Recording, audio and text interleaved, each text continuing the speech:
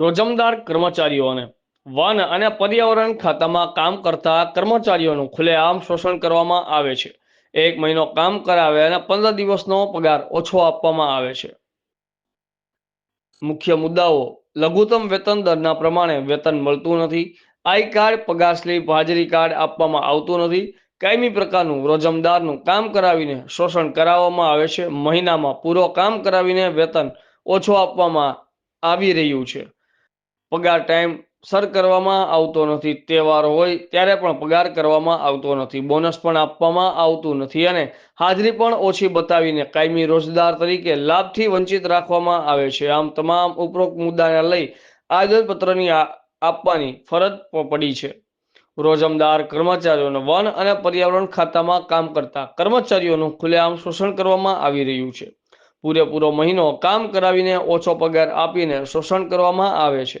નાયબ વન સંરક્ષણની કચેરી દેવગઢ બારિયાના તાંબા હેઠળ ચાલતી રેન્જના રોજમદાર કામદારો આશરે 300 થી વધારે રોજમદાર કર્મચારીઓ કામગીરી કરી રહ્યા છે।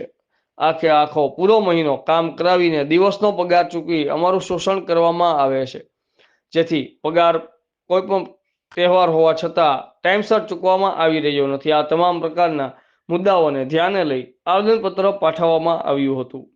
Bureau chief Kalpeshbhai Chauhan, Azad media live, Dahod.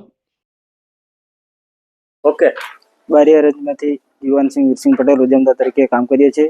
અમને રોજમદાર તરીકેનું પૂરતું વેતન મળતું નથી। એ બાબતે આજે કલેક્ટર સાહેબ શ્રીને આવેદનપત્ર પાઠવવા આવ્યા છીએ અને અમને પૂરતું રોજમદાર તરીકેનું જે વેતન પૂરું મળવું જોઈએ એ મળતું નથી। એ બાબતે અમે કલેક્ટર સાહેબને રજૂઆત આવેદનપત્ર આપવામાં આવેલ છે। તમારું નામ? યુવાનસિંહ વીરસિંહ પટેલ।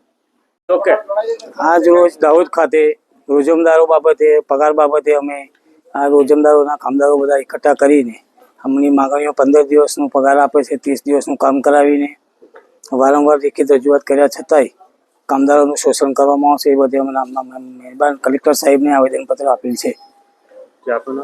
સોલંકી સીપી સોલંકી, પ્રમુખ શ્રી પંચમહાલ જિલ્લા પરિવર્તન કામદાર મંડળ, કાલોલ।